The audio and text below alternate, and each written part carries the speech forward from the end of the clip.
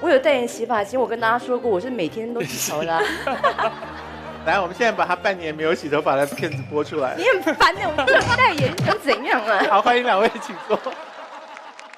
郑元畅当初的经典剧目就是《恶作剧之吻》，恶作剧之吻的那个吻发生在什么状况上？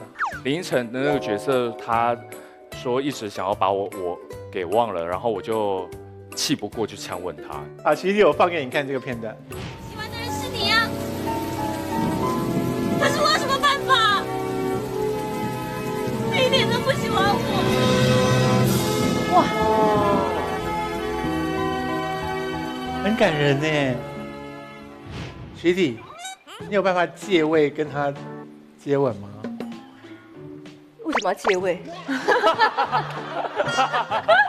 借位 OK 啊？所以他先抓着你的手，然后说，你就要说，反正你又不喜欢。对啊，我喜欢你。反正 Annie 我就说，反正我就是。反正你又不喜欢我。快快快！什么快快快！好，3、2、1，来。你喜欢的人是我，不可以喜欢别人。对，我喜欢的人是你，那又怎么样？你又不喜欢我。 1、2、3，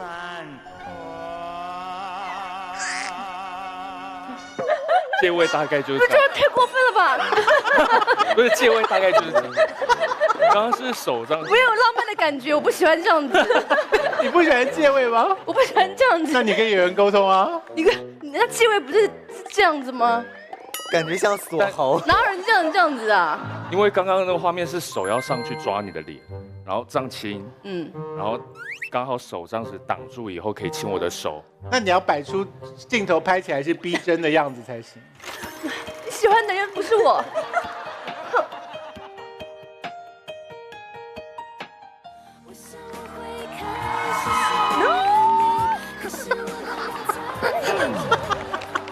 他是不是很不够意思，都没有跟你讲？对啊，而且他这样什么有没有礼貌啊？不要跟你演戏啊！郑元畅，你常常这样吗？不长，就只有拍过一部戏是亲借位的，其他全部都是亲真的。真的有拍过这样子的哦？拍过有拍过。你现在觉得你付出了劳力，可是没有得到什么收获，是不是？完全就没有浪漫的感觉啊！可是徐伟宁，你拍吻戏的时候会这样子吗？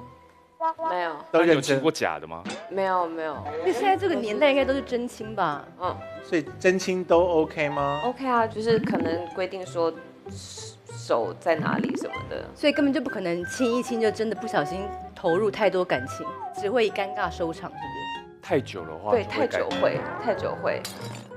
郑元畅最近有在直播，嗯，你知道？知道。你怎么我最近你怎么在减肥知道的，然后每天晚上就睡前会看很多吃东西的视频。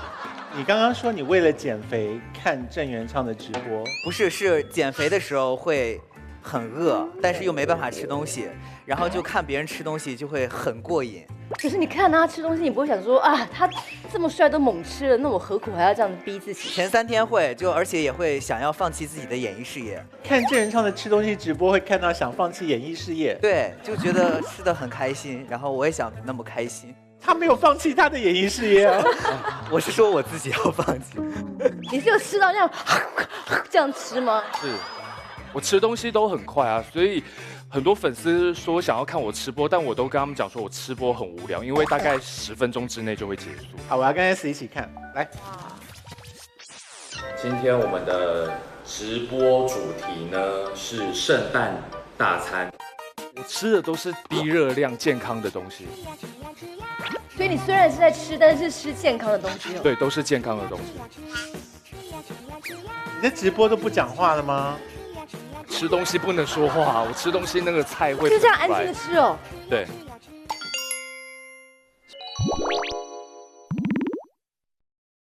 所以你不会胖哎，要运动，说真的，就是多吃，你就要多运动。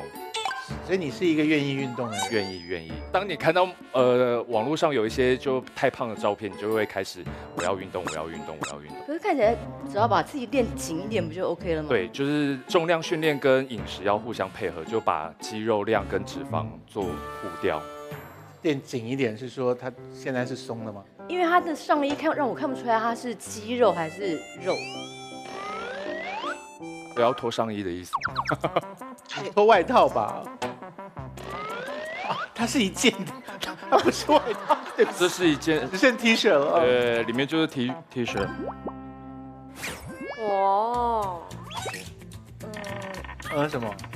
你这样还要他胸肌还在啊。对啊，对啊，还那不就应该哇吗？你为什么要因为他胸肌下面有凸一个东西，我不确定那是腹肌还是肚子。是衣服的折痕，是不是？对。哎，这个状态会使得你常常在家里面照镜子吗？不会，真的不会。我健身房的照片都是经纪人帮我拍的。OK。所以你去运动的动力是什么？吃。所以你鼓励自己运动的动力来源就是我这样才能够再吃下一顿更好的。对，因为不然你平白无故怎么会想要走进健身房？那你跟观众推荐啊，推荐他们要有纪律的运动。我知道运动让大家会觉得啊，真的提不起劲。可是如果你想要吃更多好吃的东西，真的唯一的方法就是要去运动排汗，然后顺便可以排毒。对。请问你的吃东西直播带给了你什么啊？带给我的意义就是跟粉丝互动。互动我懂，可是你又不跟他们讲话。刚刚剪接的那个是都在吃，但是我吃完以后还是有跟他们说一些话。主要是因为那天是圣诞节，所以也有祝福大家一些就跟圣诞节有关的。你圣诞节是一个人过？对，也不算一个人过，就是团队帮我拍的那个直播啊。团队是团队，他们不是朋友。我差点说不是人，不是人，团队是人了，只是不一定是朋友。因为平常讲话太狠了。我说你圣诞节没有真正的好朋友陪你哦。圣诞节没有，圣诞节就真的是做完直播就休息了。你不会就默默有眼泪滑下来吗？不会啊，有什么好难过的？你已经几年是一个人过圣诞了？我之前圣诞节大部分在工作，然后你说私底下感情的状态的话，大概2-3年了吧。所以他3年前不是一个人过。接下来交给你吧，交给我没有让你交给我，你可以留在手上。我们不是2个人一起煮节目吗？为什么都要我一个人？3年前我们也不是不认得呀。是很惨烈的分手吗？不是就是因为工作距离啊，然后时间各忙各的。如果恋爱状态你超过1个礼拜没有互相传讯息或打电话的话，就等于自动分手了。3年前那个人比 S 高吗？比他矮。比我158你不是165吗？应该是跟你没有穿高跟鞋的时候差不多。那就是跟我一样嘛。不要再问更多，忍住。去问徐伟宁。徐伟宁你也直播？对啊。你的直播不是不讲话的？不是会讲话，就是煮菜跟化妆。所以你是很会煮，是不是？算是会，喜欢煮。你们直播的时候都希望怎样你才会高兴？觉得今天的直播是你满意的？我没有管什么呀，就我自己开心就好了。就是我今天直播就是纯粹我今天想直播，然后我也不会管说有多少人在看或者什么的。那经纪人不会介意吗？不会啊，他们其实都希望我如果可以有多一点直播，跟粉丝多一点互动。只要不是喝醉的时候直播就好。在跟我讲话吗？没有，我在说，就是经纪人当然会希望，就是我经纪人也希望我不要喝醉的时候直播啦。我没有经纪人啊，我就是我自己的老板啊。所以全部的娱乐圈的所有经纪人都在说，只要不要喝醉直播就好了。你就是大家的典范。可是我那点击率都很高呀，可是看到你的是什么样子，真是。你现在有改掉了吗？我现在有改掉啊。你女儿会念你吗？就是我们如果一起去我姐家吃饭的时候，他们就会说：“妈妈，你今天不要喝醉哦。”然后我就会说：“我知道，不要一直这样管我。”然后可能途中就是我就觉得自己很 OK， 他们就会飘过来说：“妈妈，你喝醉了。”我就说：“没有。他说你刚刚已经讲了好几个英文单字。他们有收到讯息，他说还有你眼睛已经有点这样，然后或是大舌头或是什么之类的，他们就会一一点出我喝醉的几个特征。那你叫你怎么下台？我就会说走开，让我放松一下。你们知道妈妈压力有多大？然后开始哭，他们就会说她真的喝醉了，然后就打电话给什么我婆婆之类的、啊，说妈妈怎么样怎么样怎么样。而且你哭完应该会更醉，因为水分流失了以后，体内都是酒精。通常到哭的时候，就是已经开始忘记了。哦，你有 PO 过你喝醉的样子在网络上吗？没有。这个那你很节制哎。你会 PO 吗？超多的，我有还现场直播哎，还直就是播？你怎么控制得了？因为喝醉酒就会很想要跟大家讲话，那个万一朋友都不理你，都不给对，你们你电话。教一下他怎么，你们教一下他怎么样能够克制。我没有办法克制，我懂啊。对，因为朋友都不理我，我想说好，不理我，我就跟全世界聊天。哦，我有个习惯是我不会一个人喝酒。哦，因为我会。对。当然，如果去外面跟朋友喝的话，大家就会互相彼此。对，徐熙娣为什么不监视一下出去跟朋友喝呢？不想出门了。因为我真的太喜欢在家里穿睡衣的感觉。那你可以约你的姐妹去你的家里陪你喝。对，但是姐妹就是喝到某种程度，她们就是会纷纷的离开啊。哦然后剩下我一个人的时候，我就会又开始想要乱打电话，然后你就不理我，我就只好拍摄一些真性情的画面。伟宁也是会把自己喝醉的人吗？我喝醉蛮可怕的。我有的时候更严重一点，就是我喝醉之后会一直不停的讲自己的事情。我也会。会，然后有好几次就是不是他就是心如就是一直这样捂住我嘴说不要再讲了，刚他带走。所以你男友就算你在外面喝，他会愿意去接你。对。哇，这超耐烦的耶。我们不是有一起看过她的男朋友？哦，对哈，他有拍过你们的广告，他有跟你讲吗？他有跟我讲啊，但是他说 S 9把他认错，他是说你是把他认成是陈意涵的老公。差这么多？应该是有人跟我讲说，他就是那个哪一个明星的对男朋友。然后因为当时我看到你男友的时候，我就觉得说，哇，这导演还蛮帅的，就有点试图想要那个。也不知道你们怎么讲话那么美，你们讲话好粗鲁哦。我就是想要试着让导演放轻松，跟他讲说，哎，我虽然是贵为巨星，但是我很随和哦，你不要紧张。我就想要跟他拉近距离啦。然后后来可能就被工作人员识破我的诡计，而且你这样很丢脸，他就回去就会告诉徐慧宁说，小孩子想要对我动手动脚的。他没有这样讲吧？他没有。可是我觉得他真的还蛮帅的。然后我心里想说，徐伟宁。好 lucky 哦！他好像很高哎，很高，比他还高。他有190吗？193。所以你们认识的时候他是模特？我们认识，他是我高中同学。所以这么高的话，在学校应该就已经是出风头的人了。是一个很怪的人，因为他是念美术系的，他基本上都不太讲话，然后就一个人很高高这样子，好像飘在空中这样。所以高中的时候他没有爱上你吗？我觉得应该有。所以他什么时候才开始注意到你的？我们是因为一个电视剧，然后他是导演，我们刚好在澳洲定妆。所以澳洲那一趟就爱上彼此了吗？他先传讯息给我，就聊天聊着假聊天，然后其实已经是在追求。对，就是会分享一些歌啊，然后看什么电影啊，什么什么的。对，比较那种精神层面、心灵层面，因为他是我见过超老派的男生，出去散步就是都不牵手，就连碰都不碰你。散步不牵手，那有什么好散的？就是对啊，我也觉得很奇怪。当然知道手牵手一起走路才有意义啊。就是没有啊，他就是要这样腿运动啊。这你就已经邀约一个人跟你去散步了，然后你还不 care 他，那你散步应该一边弄哑铃，这样才有意义啊。你牵手有什么帮助？当然是要手牵手啊，不然婚姻怎么维持得住啊？那人家就会知道你是他太太。谁不知道我老公？你这个想法就不对了。因为我现在是用正面的态度跟大家讲，不管是情侣还是夫妻，走路的时候牵手真的可以维系。牵手就表示死会啦。那徐伟宁的男朋友可能就不想要公然死会啊。我觉得你讲话很任性哎，你没有想要好好，你没有想要好好活在这个世界上，对不对？你讲的话不合理啊。女生会觉得你不牵我手，是不是想要对外表示你是单身？那他干嘛还约他一起去散步？想当姐妹吧。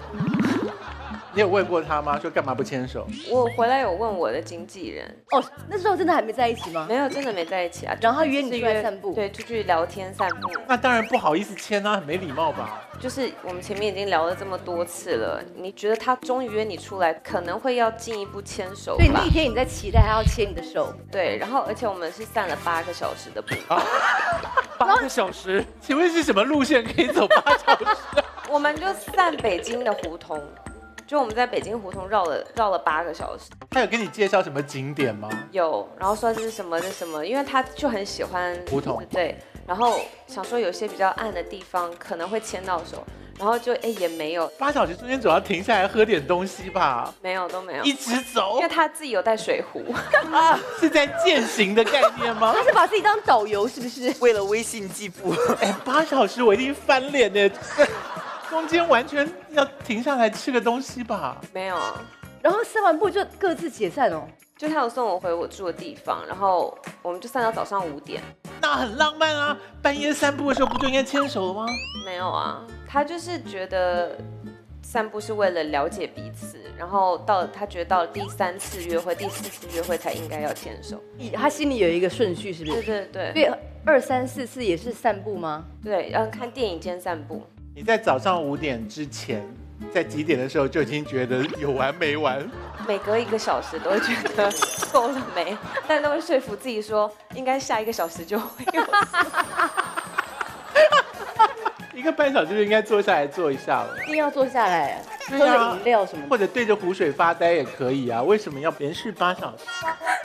他有跟你讲说这是一个考验吗？你要过了这一关才。没有，然后但他因为他自己喜欢拍照，所以他就会有时候带我，边散步边拍然。后就是会有时候走到胡同一些他是菜，讲到潸然泪下吗？走到一些菜园，然后他就拍我跟菜园的背影，这些都是我事后知道的。所以他不是说，哎，维尼，你去那个菜园那边转成背面给我拍。他就是走走，我就说，他说，你看那有菜园，我过去看的时候，他就真的趁我在看的时候拍照。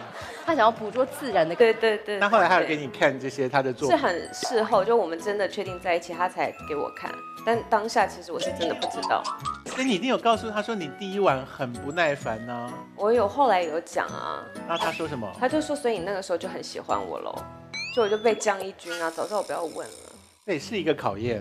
对。如果女生说那我们回家吧，就表示不够爱我，就没兴趣的意思。对，那应该是。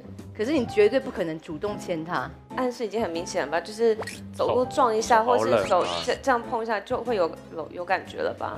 他就是拎着我的后背包，就好像不知道在拎什么的。拎小孩。对啊。他是帮你减轻肩头的重量。对。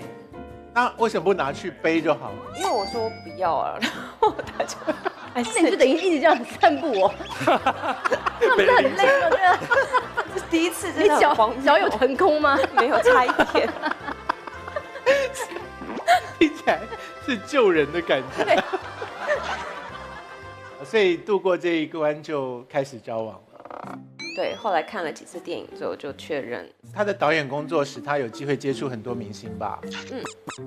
所以他都会跟你讲一下他对这些明星一起合作的感觉吗？其实我们真的不谈工作的耶，就是他要拍谁拍什么，然后实际内容是什么，基本上不聊。所以你要拍什么，你也不会跟他聊。我也不会跟他聊，聊了你就会想要知道更多，那就还不如就不要知道。对，目前是稳定状态。有觉得想要嫁给他吗？应该是朝这方面努力。所以你们现在散步还是要散到那么久吗？减半吧，3、4个小时。哇，也很久哎。现在还有改骑脚踏车了。脚踏车也是3、4个小时吗？就是一整天，就去哪里都骑脚踏车这样。哇，所以表示说那一天只要一踏出家门，就得要半夜才能回到家里的意思。差不多晚上7、8点这样。我每天出家门前都会扳住门框，觉得很舍不得，要出去那么久才能回来，好可怕哦！所以他看到你这样喝醉，他不会觉得不够健康吗？他会照顾我，他就是来现场，然后照顾我，然后把我带走的。然后隔天也不会骂你说你干嘛把自己喝成这样？不会不会，你人生也太 lucky 了吧？为什么摔桌子呢？你不是也很 lucky 吗？可是因为我老公就是会隔天会念我啊，如果你老公隔天在的话，他在啊，你的言下之意，没有啊，就是他忙啊，有时候他也喝，所以就没有人照顾你们俩。他有说要不要请一个人来照顾我们俩，然后就是请一个专业的人看着你们两个喝酒。就是说喝醉的时候有一个人可以指引我们回家的道路，然后确定我们两个就是都平躺在床上，然后就可以默默把门关上。所以你男友这样很好。你现在是不是觉得你自己的人生目前是没有任何可以挑剔的？还是有吧。哪有？已经这么好，又美腿又细，然后男友又那么帅，然后还可以不骂你喝醉酒。所以无可挑剔人生的前3项就是美、腿细。没有人骂喝醉酒已经没有人骂你喝酒吗？喝醉后，还蛮重要的狭吧？窄的3个定义耶。哎，我们当明星的人总是比较在乎这些琐事啊。郑元畅，我刚才讲那3点是不是很重要？郑元畅也没有人骂他喝酒，没有人骂我喝，所以你喝完难道不会觉得自己一个人更孤单吗？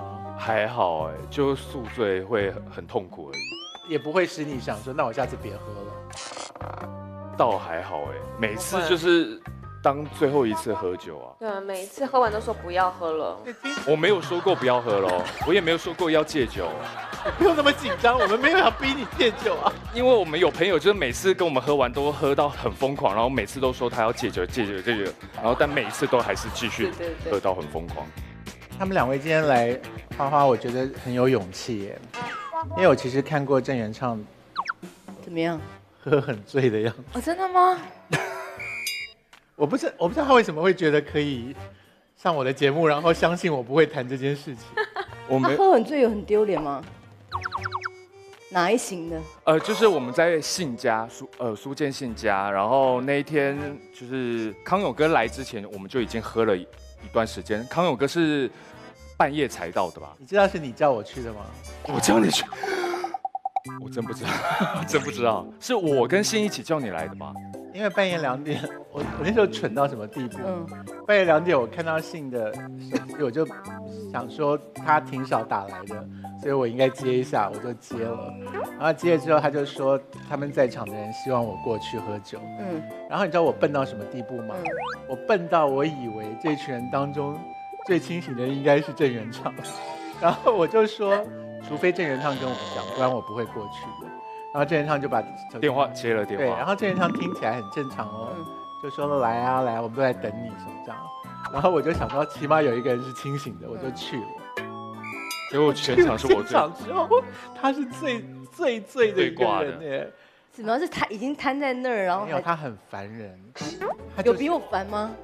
他比你烦，真的。他超烦。话很多，所以你隔天醒来会不会想说，啊，就是很不敢去问说我昨天做了什么事情？还是会去问，对，信没有跟我讲当下我在他家发生了什么事，但是他只说康永哥一直摇头，一直摇头。对，那我想说应该就是很瞎的事。因为其他人、你为什么要去酒局，然后摇头叹气？这样会让玩的人很不敢玩呢。你干嘛是以师长的身份？那你认为我应该一直点头吗？说好啊。就是看好戏就好了，就是我有在看好戏啊，可是因为他烦我的时候，我总得要摇头吧，就总得抵抗一下啊，不能甘然接受吧。反正后来这些人都还是你的酒朋友嘛，就是可以放松的在他们面前做任何事情。对。然后都不会耽误你的工作吗？也不是每天都在喝，所以应该耽误不了什么工作。OK。但我跟伟宁反而喝酒聚会的机会在去年比较多。OK。我觉得你下一个副业可能是开酒吧，哎，已经是了。啊，有开了吗？有，在台北。那你为什么不去自己的酒吧喝？有时候也会在我的店里面喝。去他店里面只有死惨而已。他们会喝得更醉。对，因为他会灌你们，是不是？因为他的酒太厉害。你是没想试？工作人员会照顾他，对不对？我的话，我就是醉倒的话，我就醉在店里面到天亮。是会平躺在地板上吗？会，椅子上。沙发了。因为我喝醉了，没有人扛得动我，也没有人会送我回家，所以就原地休息躺着。起码开这个店有符合到你的工作需求啊，就至少有一个遮风有个地避雨的方你可以躺着，这样不错。所以你现在这个店，你还是要坚持不邀不熟的朋友来喝个酒什么的，不太熟的朋友，私底下真的不会打交道，也不会想说让店里的生意变得更好，就约约看什么的。这真的不会。你死都不愿意邀我去这边。我欢迎，如果你要来，当然欢迎。可是你刚才态度就是很坚决的，希望我们不要去烦你。没有，你因为你在说要不要真的广邀，就是真的不太熟的朋友的话，我不会主动打电话或者邀请。你硬要去什么意思？没有，我就想说，他既然都已经开店了，干嘛不热情的，就是让自己的店生意更好，邀一些他知道爱喝酒的人。我希望你有找好站在你背后那个看顾你的人再去，因为如果他自己都会喝到躺在沙发上的话，你也会啊。我可以带你一起去啊。不要，他会一直摇头摇到天亮。我不想要把你扛回家呀。郑元畅他们家有非常多的桌游，徐熙娣的评鉴就是你宁愿喝酒不要玩这个是吗？对，我觉得那为什么喜欢喝酒的郑元畅他家里会有那么多桌游？因为他可能很喜欢动脑吧。还是你很喜欢朋友聚在一起的感觉？我喜欢朋友在一起，然后不要只是滑手机的聚会，所以就用桌游。其实透过桌游，我们也会彼此沟通、聊天，顺便聊天，了解彼此。桌游你就不会陶醉在手机。对。好，所以桌游有一个问题是，你要一直找得到人陪你玩。对，你很难凑得到那么多人。桌游有分很多种，有一个人玩的桌游，有2个人玩的桌游。玩的是哪一种？有一个人玩的桌游，就是他有一本剧本，然后你要自己移动一些桌游的上面的棋子或者是一些小。一个人玩到中间不会崩溃大哭，就太寂寞了吧？我到底在干嘛？然后就越玩越 sad。不会，因为很多人也是一个人玩手机。下次直播一个人玩桌游给我们看看。可以，真的有那种1个人、2个人、3个人，然后也有到10几个人的 party game 都有。一个人玩太值得哭了啦！真的玩到中间我一个人为什么不看书就好了？为什么要玩桌游？好，今天呢，我从他家挑了其中一个来，然后你们会玩得很好，因为我觉得娱乐界人士非常适合玩这一款游戏。来，我们4个人到桌边来吧。好，我们看到他们家有非常多的桌游。你有算过你有多少桌游吗？应该有上百。这只现在照片上面这只是一部分，就是有媲美一家桌游店的数量。桌游一份大概要多少钱？贵的有1000块人民币以上都有，因为有些是绝版或者是非常巨型，然后里面重量非常重。便宜的大概10几块就有了。你家是不是一个都没有？因为我真的不会玩桌游。有些桌游还蛮适合喝酒的时候玩的。不是因为我怕太难，我不会玩。不会，有些很简单，像康永哥拿的那个就蛮简单。对，我从他家挑了其中一个来，我等下可以考验一下你的智商到底怎么样。好，我相信你们现在是清醒的，请坐哈。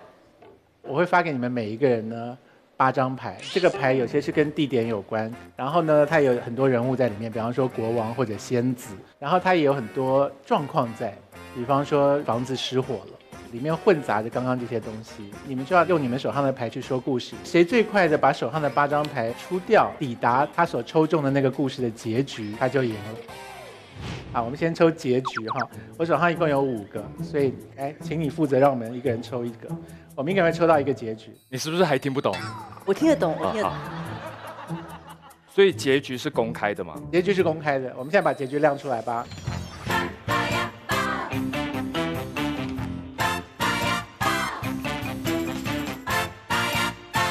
数一下。对啊，8张。你干嘛还秀这些招数啊？他就是桌游专家，他想要考究一点呢。蛮难的。我天啊，太难了吧？这怎么可能啊？好，所以您开始说故事。很久很久以前，有一只被诅咒的猫头鹰。这只猫头鹰在晚上的时候会睡觉吗？会。好，这只猫头鹰晚上会睡觉。那个猫头鹰有父母吗？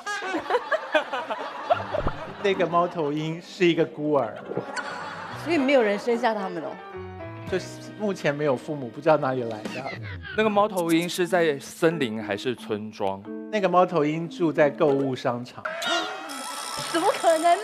不合理猫啊！头鹰它会住在购物商场，可能吧？对，因为商场里也有展示猫头鹰的地方。是。他在购物商场里面有没有很害怕？他在购物商场里面充满了自信，因为路人都对他宠爱有加，他很受欢迎，所以他没有害怕那。他在购物场上里面会飞吗？他被链子绑着，没有办法飞。那猫头鹰喜欢什么？你们到底要不要让我讲下去？每个人都一直问，你说什么东西？猫头鹰喜欢什么？是不是喜欢巨人吗？他喜欢巨人吗？猫头鹰喜欢巨人啊！你直接把你的牌讲出来，大家就会避了。好难想到。我就赏给你一个，我这个猫头鹰很喜欢巨人。怎么会有这么特别的嗜好啊？那他又喜欢巨人，可是他会不会同时又很害怕那个巨人？不合理。猫头鹰喜欢巨人，为什么会害怕巨人？对，这个没有，就像伴君如伴虎是一样的道理啊，就是崇拜他的那个高度。可以吗？商场里见不到巨人，所以没必要。商场哪有巨人呢？好，你再换一个。我不管了，他就是很害怕，对不对？好，害怕。然后呢？所以要如何克服他这个恐惧的心呢？我觉得应该要有人去救他，对不对？对，有人去救他。你刚刚说对了，所以援救出来了，所以有人要去把这个猫头鹰从巨人的身边给救走。所以救他的人是不是一个公主？他会说不是，这辈子都不会是一个公主。请问救猫头鹰的人的职业是什么？救猫头鹰的人的职业是一个，她虽然不是个公主，她是一个皇后。哇！哎，皇后是身份，不是职业。对，她身份是皇后，然后她有一个职业，就是一个开船的船长。啊，你好强啊！天哪，我根本什么东西啊？请问那个船长啊，他是不是很爱开船？他有在跟人家比赛吗？开船？船长常常参加开船的比赛，所以是一定要分开组队吗？怎么会有这么为难的逻辑？好，船长为了要跟别人比赛开船，所以水手们必须要分开组队。对啊，不然他一个人怎么比啊？对，分开组队的时候，他们很好奇的发现说，哎，怎么其中会有一对有小孩呢？这个小孩他就哭着说，因为我的妈妈常常喝醉的关系，都没有办法在家里面照顾我们，所以呢，我的祖母就跟我说，哎呀，妈妈没有办法照顾你，你还是自己去船上当水手。所以小孩无可奈何，就去船上当了水手。小孩去当了水手，他是想要离开家里，还是逃离这个环境？逃离这个环境。好，逃跑，可以吧？好，你接去啊，因为我觉得很难接。所以这个小孩他逃离了，去当了水手以后，他就遇到了一个乞丐。OK， 所以船上是有各种人，是不是？啊，船上是有各种人吗？船上的是所有人，不见得所有人。要看看是船上就只有水手跟乞丐。船上没有公主哦，船上水手会扮成别人吗？比如说 cosplay 在会那些水手真的会，对不对？那就是伪装。水手为什么要伪装？因为他们常常会在船上办一些 party 啊，然后他们就会。这到底什么轮船？上面水手会 cosplay 办 party？ 小孩遇到了乞丐，要继续接下去吧？因为被他抢走。对，被我抢走了，因为我说伪装啊，因为他们会在船上有一些 cosplay。对，小孩因为太难过了，因为他妈妈是酗酒，他就很希望自己有一个正常的父母吧。没有。结果搞半天，为什么这群小孩会在船上，然后离开那个酗酒的妈妈？是因为其实他们都被了巫婆带走，下了咒语。他妈妈被巫婆诅咒，这样表示他妈妈是被下毒了吗？不是。你干嘛回答？我在问他。对。哦，被下毒了，所以呢，这个妈妈被巫婆下了毒，所以才会喝那么多酒，没有办法好好照顾小孩，然后小孩才会到轮船上面去跟大家开变装派对。然后呢，小孩在轮船上就想说啊，如果我能够找得到办法救我的妈妈，让我的妈妈不要继续喝酒的话，这样不就可以挽回我的健全的家庭吗？可是没有想到，铁达尼号，传承了是不是？等下你们要问，说它是不是一辆铁达尼号吗？它是个铁达尼号吗？它会撞到什么东西吗？会不会？哦，就这艘船就撞到了冰山，对，会坏吗？就到底想坏掉了。问什么？都坏了，某物坏了。某物坏了，我为了配合，我是什么坏了？某物坏了。某物坏哦 OK， 好。所以船坏了，对，所以船坏对，船了。搁浅了。搁浅了。那小孩还活着吗？嗯，小孩会飞，小孩会飞。不行，撞坏的船上面的东西有没有被人家偷走啊？没有，他们在船上最重要的就是保护他们的皇冠不被偷走。哦，对，因为船长是皇后，所以对船上有一顶他们的皇冠皇冠在。所以是谁这么想要去偷那个东西？父母，好坏的父母，为什么父母想偷皇冠？是谁的父母啊？太放水是了吧那个小孩的父母吧？世界上某一个父母，某一对父母，他们的梦想就是偷那个皇冠。对，然后那这对父母之所以能够结合成为一对父母，是不是因为他们两个人曾经相爱啊？曾经相爱过，可是两个人曾经相爱 ，OK， 两个人相爱，他们终究没有料到20年后他们会沦落为一对窃贼，因为他们原本是住在一个所以，他们曾经是窃贼过。他们曾经是相爱的人，后来才沦落为窃贼。什么东西？贼哦，哇，接了。那请问这个贼他有坐过牢还是没有坐过牢？他始终都没有被抓到过。那贼喜不喜欢美食？你要回答贼喜欢吃东西吗？他们必须得吃，那他们会自饿己煮吗？没有时间自己煮，因为他们随时都要逃，他们就会去偷东西，去偷，比如偷来去说哪里偷？面包店偷东西啊，然面后包店，对，然后就是导致那个面包失窃。什么东西？失窃？哎，通那我觉得合理，可以。请问那个面包店在哪里？是一个村庄吗？那个面包店刚好就是在一个村庄里面。好，我有村庄。那请问那村庄的动物都是就是会跳的吗？那个村庄里面没有动物，只有人。那哦，真的，对，这什么表情？因为面包店失窃了以后，所以警察呢就开始去找这个犯人，对所以他就开始了警察抓小偷的一个追逐战。那他们喜欢美食吗？你为什么到处在找喜欢美食的人？不喜欢，不喜欢美食，他们就是纯粹就是认真的警察。对认真的警察，所以根本然后就终于抓到了这个小偷以后，就把他送进了监狱。哇，这个监狱是不是在一个很高很高的地方？这个监狱在离这个村庄的旁边有一个山上的一个山洞。哦，在山洞里。山洞里山洞里应该会有很多东西可以飞吧？总是有东西可以飞吧那个？山洞里面只有蝴蝶。蝴蝶。对，那就蝴蝶，这个会飞。哦对除，了蝴蝶会飞之外，那边的动物还会说话，动物会说哦，好，蝴蝶会说话。里面也有其他动物会说话，就跟他说你要怎么逃出这个监狱。就是首先你要就是先找到一个厨师，为什然后他？么？因为他煮东西给你吃啊。怎么逃他？怎么讲完了耶？他不是他不合理啊？对，我要不合合理化理啊，但我还没合理，讲完。让它合理，让它合理。我让我合理化，厨师会烹饪一种他喝下去会变成一个蝴蝶的汤，哦，跟着蝴蝶一样，依然在跳舞，跳舞着飞出他们的监狱，合理吧？好难听的故事哦。好了，我们同意过就过吧。嗯，好啦，同意吗因为耶你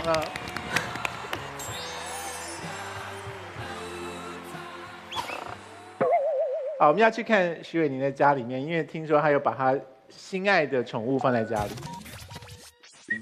首先看到了很多书籍，上面这一层有猫咪的照片、玩具，徐伟宁和猫咪的合照。但赶上的是，猫咪已经离开徐伟宁了。据主人说，这就是猫咪的骨灰盒。再看看这个冰箱门，被各国的冰箱贴、纪念卡片贴得满满当当，散发着浓烈的旅行气息。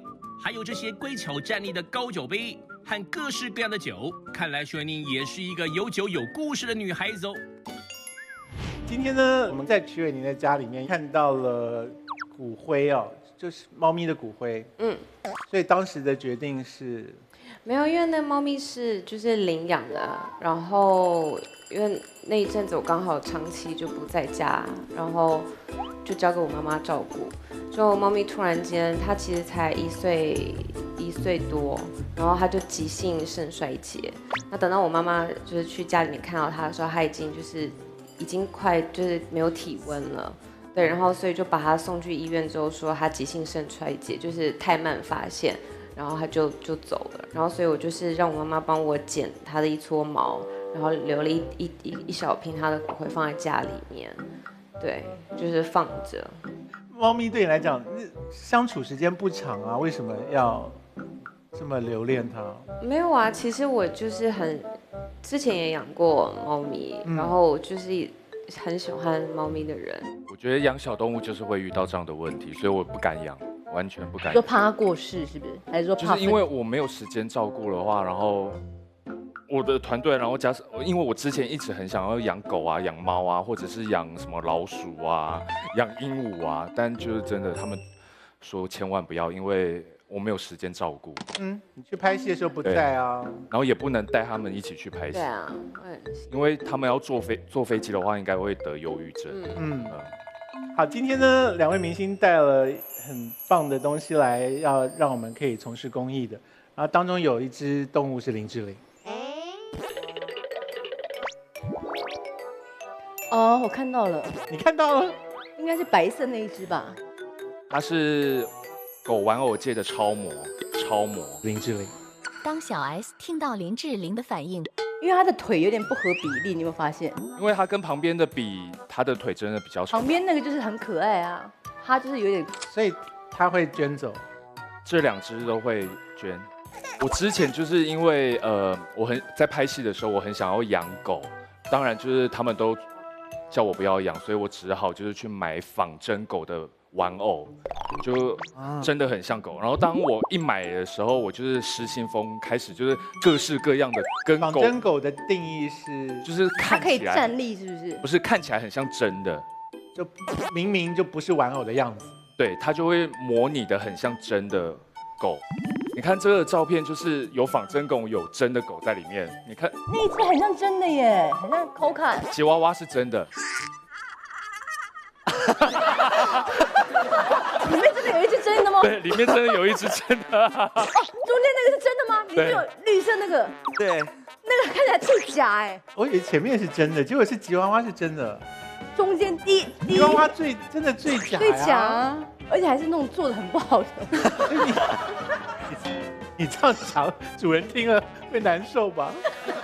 然后我看到捐掉东西当中有一本是在下的书。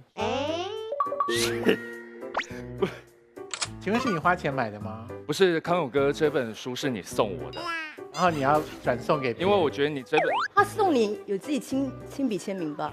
有，他有一张卡片夹在里面，然后但卡片我已经收下来，但我觉得康永哥这本书的里面的很多想法，我觉得很适合就是分享出去给其他人。我签卡片就会方便你们把它转送出去。对，我觉得很有礼貌。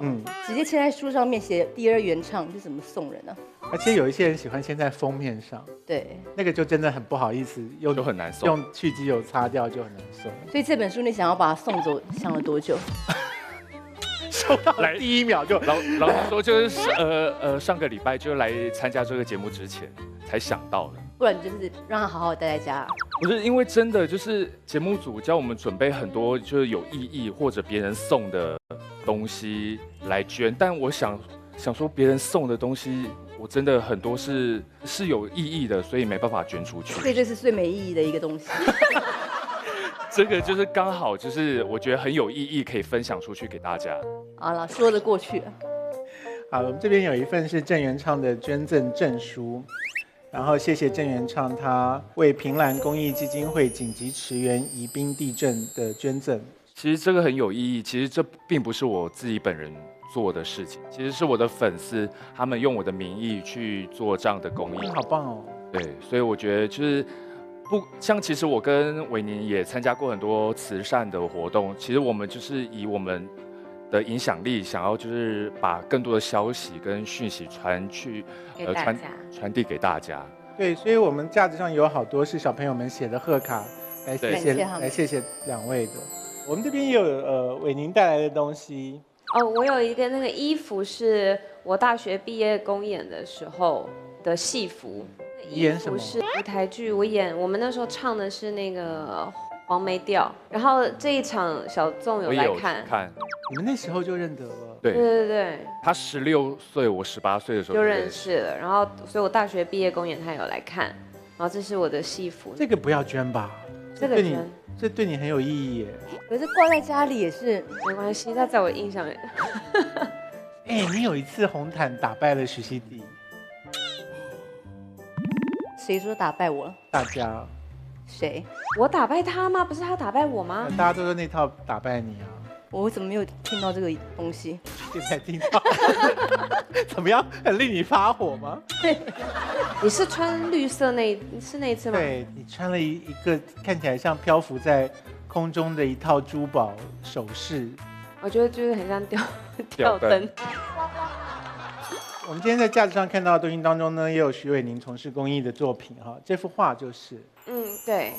当时是为什么原因画的？是去他们的非洲的难民营，然后他所有的其实都是一些小朋友，就是他们所有人都挤在一间很小的房间，然后吃的东西都是用豆子或者是玉米磨成的粉，然后所以第一次去了之后，我就觉得就是有很多地方其实我们应该要去多关怀。那不只是非洲，像譬如说，我前阵子也在北京的春苗基金会，它有专门也是一些就是孤儿或者是一些小朋友，他们身心有一些障碍。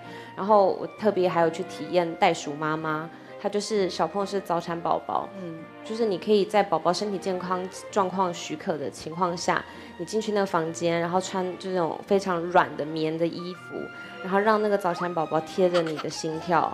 然后让宝宝听着你的心跳，仿佛在妈妈的子宫一样，然后他会长得他的整个状态会比较健全。对，这是一个很特别的体验，就是我不是他的妈妈，可是我可以借由我的心脏，让这个孩子，让他在这个稳定的状态之下，让他成长。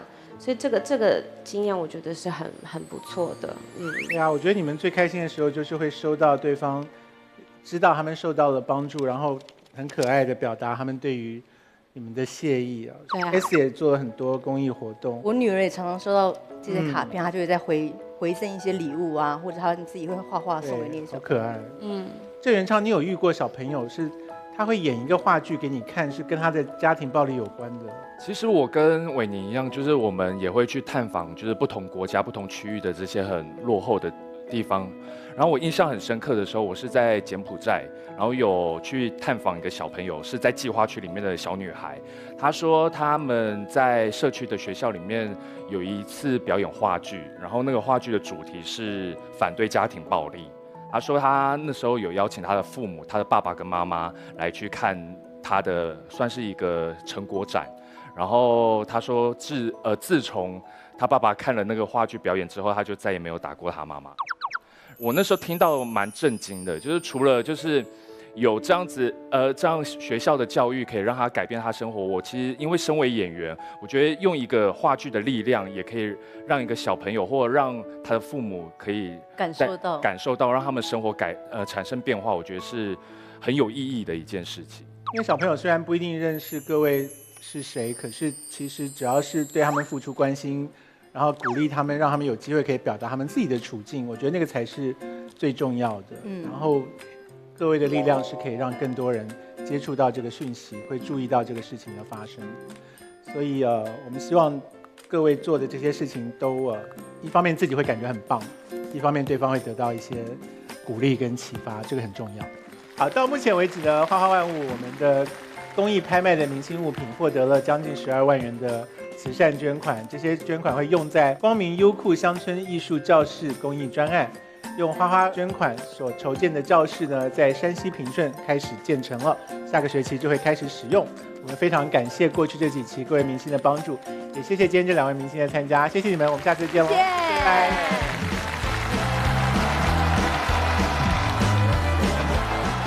我要用这杯雪花马尔斯绿啤酒为郑元畅创造一杯专属的鸡尾酒，加一点他的童心未泯、善良真挚、乐观豁达。郑元畅如同这杯酒，阳光温暖。这一刻，马尔斯绿啤酒。今天在节目中，您提到了很多跟公益有关的事情。那在这里，您对公益还有什么就是想要分享给大家的？我们不要去觉得就是自己的能力有限，你只要做就可以改变一个人，哪怕是一个小朋友，他长大之后，他有能力去改变更多的人的生活。所以我觉得每一个人只要抱着就是积小成多，就会让。不要说去改变整个世界，我觉得就是让我们的生活跟我们的世界有一点点的改变，我觉得就是非常有意义的事情。